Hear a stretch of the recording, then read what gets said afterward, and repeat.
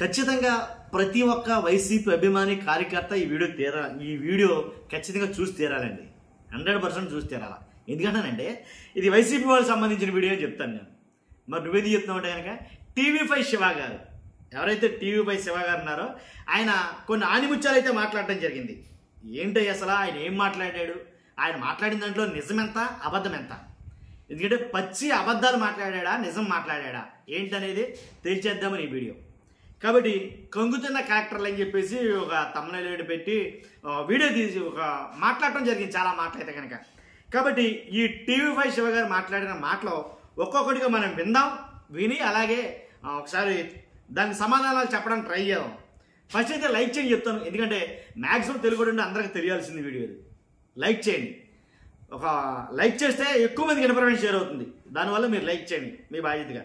కొత్తగా మన ఛానల్ ఇస్తే పక్కాగా సబ్స్క్రైబ్ చేయండి. మీ అమూల్యమైన అభిప్రాయాన్ని కామెంట్ రూపంలో తెలియజేయండి. విషయం ఏంటంటే కనుక TV5 శివ గారు పాపం చాలా బాధపడిపోయాడండి. ఆ బాధ ఏంటో ఒకసారి విందాం. మొందా తుఫాన్ వచ్చింది, వెళ్ళిపోయింది. మొందా తుఫాన్ని మర్చిపోయింది కూడా రాష్ట్రం. సో అలా ఏంటా మాట అసలు. మొందా తుఫాన్ వచ్చిన తుఫాను అప్పుడే రాష్ట్రం మర్చిపోయిందంట. మొన్న వచ్చిన మొందా తుఫాను, ఏదైతే మొందా తుఫాను ఉందో అది వచ్చి వెళ్ళిపోయింది, రాష్ట్రం మొత్తం మర్చిపోయింది అంటాడు ఈయన. వింటారా? ఎక్కడికో వెళ్ళిపోతా ఉన్నారు అన్నమాట. మొన్న మొందా తుఫాన్ వచ్చింది, వెళ్ళిపోయింది. మొందా తుఫాన్ని మర్చిపోయింది కూడా రాష్ట్రం. మర్చిపోయింది. సో తుఫాను వచ్చిపోయాక వారం రోజులకి ఉమ్మడి కృష్ణా జిల్లాలో జగన్మోహన్ రెడ్డి గారు పర్యటించారు. మొందా తుఫాను వచ్చి వెళ్ళిపోయిందని రాష్ట్రం మర్చిపోయిందని అంటాడు కదా. రాష్ట్రం మర్చిపోలా, ఈయన మర్చిపోయినట్టున్నాడు. ఎందుకంటానంటే ఆ మొందా తుఫాను ఎఫెక్ట్, దాని ప్రభావం ఎక్కడెక్కడైతే ఏ జిల్లాల మీద ఎక్కువగా చూపించిందో ఆ జిల్లాలో చాలామంది ఇంకా సఫర్ అవుతున్నారు.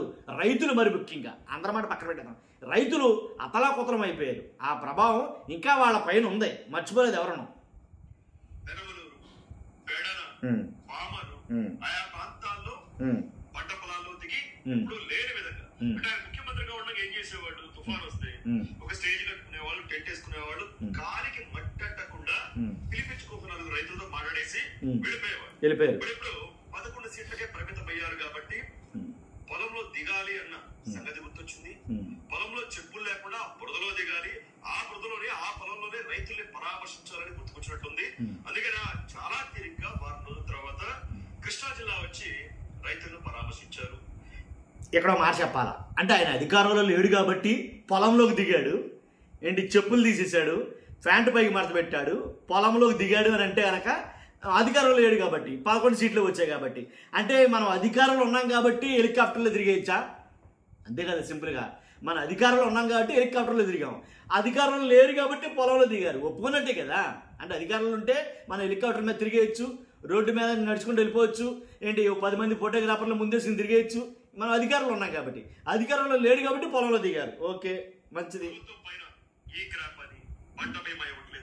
అసలు రైతులను ఆదుకుందే తమ ప్రభుత్వం అని, కూటమి ప్రభుత్వం ఆదుకోవడం లేదని ప్రభుత్వం పైన విమర్శలు చేశారు. కానీ వారం 10 రోజుల్లో నేనే సీఎం అవుతా మరి ఏమన్నారు మరి నాకు అర్థం కాలేదు. కానీ అంటే మళ్ళీ నేనే సీఎం అవుతా అనబోయి బహుశా అలా అనుంటారు. వారం 10 రోజుల్లో నేను సీఎం అవుతా. ఎవరెవరైతే కలెక్టర్లు అయితే పంట నష్టం ఏదైతే జరిగిందో దాన్ని సరిగా లెక్కించకపోతే నేను మీ ఉద్యోగాన్ని పీకేస్తా అన్నారు కలెక్టర్లు. ఇదేం మాటిందంటే గతంలో కూడా ఇక్కడ పరామర్శకు వెళ్ళినప్పుడు అనుకుంటారు, అధికారులు ఎవరైతే ఉన్నారో వాళ్ళు సప్త సముద్రాల అవతరం ఉన్నా ఏ దేశంలో ఉన్నా సరే పట్టుకొస్తాం, లోపలేస్తాం అని అప్పుడు కూడా వాడికి ఇచ్చారు. తప్పు చేస్తుంటే గనక, ఒకవేళ తప్పు చేసుకుంటే గనక ఏ అధికారి అయినా సరే నేను అధికారంలోకి వచ్చిన తర్వాత ఆ అధికారికి పనిష్మెంట్ ఉంటుందని చెప్పాడు ఆయన. దాని అర్థం అది. పోలీసులకు వాటికి ఇస్తా ఉన్నారు, జిల్లా కలెక్టర్లకు వాటికి ఇస్తా ఉన్నారు. ఒకప్పుడు మీరు అధికారంలో ఉన్న పోలీసులే కదా వాళ్ళు, మీరు అధికారంలో ఉన్నప్పుడు కలెక్టర్లే కదా ఆ కలెక్టర్లు.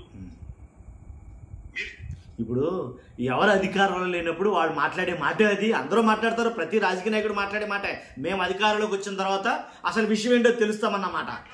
ఆడించారు కదా కొంతమంది అప్పట్లో. ఇప్పుడు పని చేస్తూ ఉంటే వాళ్ళ మీద నిద్రండి జగన్మోహన్ రెడ్డి గారు.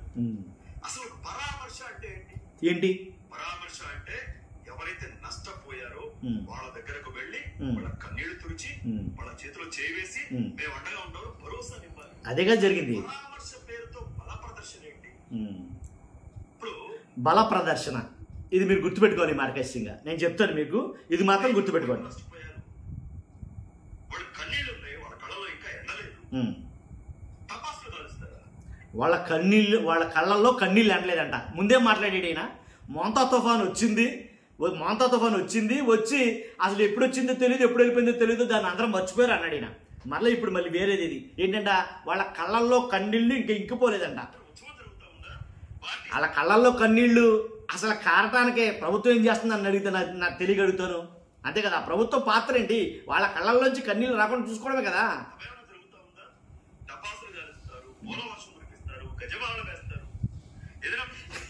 మీకు ఈయనకి ఏంటి బాధ నాకు అర్థం కాల. ఎందుకంటే ఇప్పుడు రాజకీయ నాయకుడు, పైగా మాజీ ముఖ్యమంత్రి, ప్రజాభిమానం చూరగొన్నవాడు కాబట్టి ఆయన దారి పొడుగున వస్తూ ఉంటే చాలా మంది పూలు జిమ్మారు. అది వాళ్ళ ప్రేమ, అభిమానం. మనకేమైంది? పార్టీకి సంబంధించిన కార్యక్రమం ఏదైనా జరుగుతూ ఉంటారు, ఇంకేదైనా ఫంక్షన్ జరుగుతూ ఉంటారు, ఇలాంటి గజమాలు, టపాసులు, బాణసంచాలు, స్వీట్లు ఇలాంటి ఉంటే బాగుంటది. కానీ రైతు కన్నీరు పెడతా ఉంటే అక్కడికి వెళ్తా ఇవేంటి మనకు నచ్చలా. మెయిన్ కూడా జగన్మోహన్ రెడ్డి గారు ఇదే బల ప్రదర్శన. మళ్ళీ గుర్తుపెట్టుకోండి మీరు, ఇది బల ప్రదర్శన. మళ్ళీ మాట్లాడాడు ఆయన. నేను చెప్తాను మీకు బల ప్రదర్శన గురించి. మామిడి రైతులు పరామర్శించడానికి అక్కడ బల ప్రదర్శన చేశారు. బల ప్రదర్శన ఎవరెవరు రైతులు మామిడికాయలు తీసుకొచ్చి రోడ్డు మీద పారేసి తొక్కి.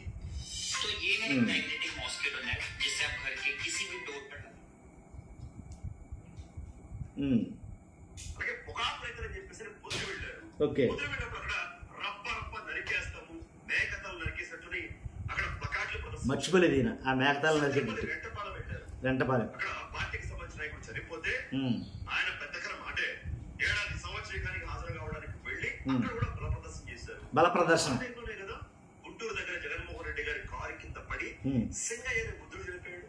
ఎన్నిసార్లు చంపేస్తారా బాబా ఆయన? జనాలు రెండు చేతులు ప్రారంభించడానికి వెళ్ళారు, పోలీసులు తోటి దెబ్బలు కొట్టారు అని అక్కడ కూడా బల ప్రదర్శన చేశారు. బల ప్రదర్శన కడప వెళ్ళిన, తెనాలి వెళ్ళిన, సత్యపల్లి వెళ్ళిన, కృష్ణా జిల్లా పెనమలూరు వెళ్ళిన, అది రైతు పరామర్శ అయినా ఇంకో పరామర్శ అయినా సరే బల ప్రదర్శన చేయాలి. బల ప్రదర్శన బయటకు వస్తున్నారు అంటే నిజంగానే ప్రాణాలు అక్షతులు పెట్టుకోవాలి. ఒకసారి గుంటూరు మిర్చి ఆడికి వెళ్ళారు, మిర్చి రైతులు పరామర్శిస్తారు అని.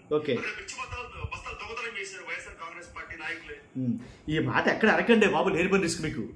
ఎందుకంటే మిర్చి యార్డుకి జగన్ గారు వెళ్ళినప్పుడు వైఎస్ఆర్సీపీ నాయకులు ఆ మిర్చి బస్తాలు దొంగతనం చేశారని ఎక్కడ అనకూడదు. నేను యాక్చువల్గా అయితే అంటున్నాడు ఈయన. ఇంకా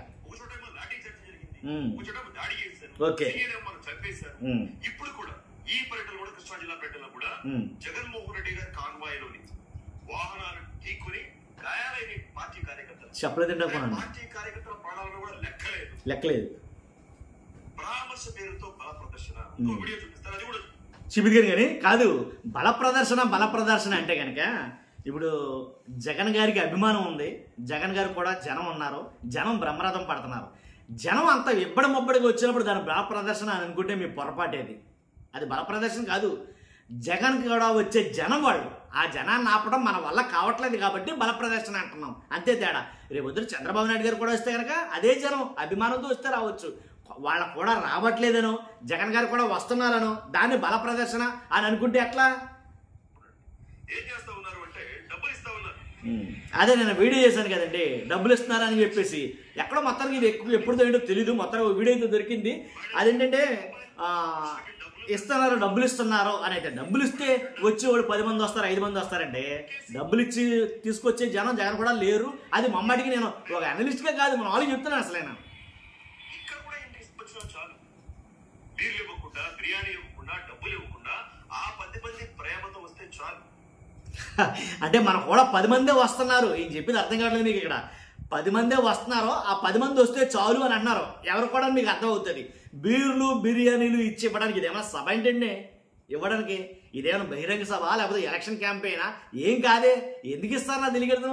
ఎవరో మా మాట లేదు దాంట్లో. అదే నిజమైన ప్రేమ. డబ్బులు ఇచ్చి జనాలు తరలించండి, ఇది రైతుల పరామర్శకి అక్కర్లేదు కదా. వెళ్ళి అక్కడ 10 మంది రైతులు ఉన్నారా, 100 మంది రైతులు ఉన్నారా, వాళ్ళ పరామర్శిస్తే చాలు కదా. పార్టీ కార్యకర్తలతో పనేంటి, రైతులు కాని మాట తరలించడం ఏంటి? ఇంకో విషయం, ఎవరు వెంకటేశ్వరరావు పక్క నియోజకవర్గం ఎక్కడ మచిలీపట్నం గుర్తుపెట్టుకుంటే తీసుకొచ్చి పెడం తీసుకొచ్చారు. పెడంలో రైతు అని ఆయన పరామర్శిస్తా ఉన్నారు. అప్పుడు కూడా చూడొచ్చు. ఇప్పుడు ఆయన పొలం లేదు, 50 సెంట్ల స్థలం మీద ఉందంట, అంతవరకు మాత్రమే. ఆయన వరి లేదు, 100 తుఫానికి ఆయన పంట పొలం ఏం పోలేదు. రైతులందరూ ఫేకే ఈయన దృష్టిలో. ఎందుకు నిజమైన రైతులు ఉన్నారు కదా, వాళ్ళ పరామర్శం సరిపోతుంది కదా. వచ్చిన వేల మంది వాళ్ళంతా రైతులే కదండి. అవేమీ పట్టించుకుంటారు. ఒక 10 వాహనాలు 500 మంది రండి అంటే 70 వాహనాలు వచ్చారు. వాళ్ళంతటా వాళ్ళు వచ్చారు కదా. ఇది హైవే 65 మొత్తం బ్లాక్ చేసి పడేశారు. ట్రాఫిక్ ఇబ్బందులు, అంబులెన్స్ చిక్కుంది, అత్యవసరమైన పనుల మీద వెళ్లే ప్రయాణికులు, ఇతర వ్యక్తులు ఇబ్బందులు పడ్డారు, పడరాని పాటలు పడ్డారు. ముఖ్యమంత్రి గారు వెళ్తున్నారంటే బ్లాక్ చేయట్లేదండి? బ్లాక్ అవ్వట్లేదా? ట్రాఫిక్ జామ్లు అవ్వట్లేదా ఏంటి? ఆఫ్టర్ ఆల్ ఎమ్మెల్యే వెళ్తేనే బ్లాక్లు అయిపోతున్నాయి కదా రోడ్లు. సౌండ్ చేసుకుంటూ, చెవులు పగిలిపోయేలాగా చక్కర్లు కొడుతూ, గింగరాలు తిప్పుతూ. మీరు ఎవరైనా చూసారా ఇది? మొన్న జరిగిన కృష్ణా జిల్లా పర్యటన ఏదైతే ఉందో ఆ పర్యటనలో బైక్ సైలెన్సర్లు తీసేసి రింగులేసిన సన్నివేశం మీరు ఎవరైనా చూసారా? చూస్తే ఖచ్చితంగా నాకు అలాంటి వీడియో ఉంటే పెట్టండి. ఎందుకంటే నేనైతే చూడలేదు, మరి మొత్తం లైవ్ అంతా చూసాను. నేను ఎక్కడ కూడా వేరే సోషల్ మీడియా ప్లాట్ఫామ్లో కూడా నేను ఎక్కడ చూడాల. మరి చెప్తాడు మరి ఏంటి బైక్ సైలెన్సర్లు తీసేశారు, రింగులేశారు, ఏంటి చెవులు మాతెక్కిపోయి పగిలిపోయినాయి అని అంటాడు ఆయన. సర్కస్ కూడా చేశారట మీరు.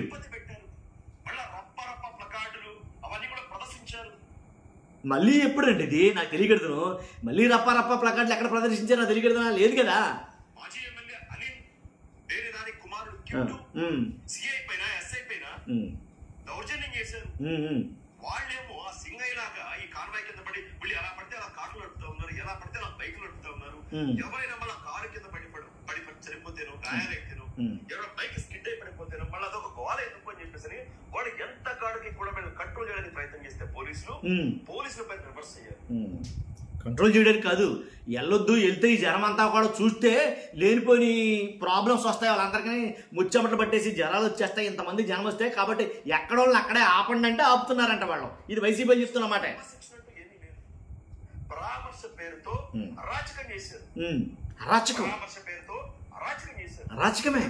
అదే కావాలేమో నాకు అర్థం కావట్లేదు. అయ్యయ్యో, అరే తుఫాన్ రైతులు నష్టపోతే అక్కడ బల ప్రదర్శన, అలాగా పొగాకు రైతులు బల ప్రదర్శన, మామిడి రైతులు బల ప్రదర్శన. మన కూడా 10 మంది వస్తున్నారు. బల ప్రదర్శన ఎక్కడ వద్దు నా మొహం? 10 మంది వస్తే ఎవడ కనపడతారో? 10 మంది కూడా వేసుకుని తిరిగితే జనమే వస్తే కదా. ఇక్కడేమో జనాలేమో వచ్చి పడిపోయి మెదడిపోతా ఉంటే అది బల ప్రదర్శనే. మీరు బాధపడటంలో తప్పలేదండి, ఈయన బాధకు న్యాయం ఉంది. బల ప్రదర్శన అంటావు అంటే అంతమంది జనం వచ్చేస్తా ఉంటే ఏం చేయాలో తెలియదు దీనికి మెయిన్. కాబట్టి దాని బల ప్రదర్శన అనుకుంటాడు కాదు, అది అభిమానంతో ప్రజాభిమానంతో వచ్చే మాట అనమాట. కాబట్టి అదైతే బల ప్రదర్శన అయితే కాదు. మనకు కూడా 10 మందే వస్తున్నారు, మరి ఏం చేస్తాం కదా. కాబట్టి అది జరిగింది. చూస్తున్నా మీరు అంతకన్నా మీ అభిప్రాయాన్ని కామెంట్ రూపంలో తెలియజేయండి. ఫస్ట్ అయితే లైక్ చేయండి. Thank you very much.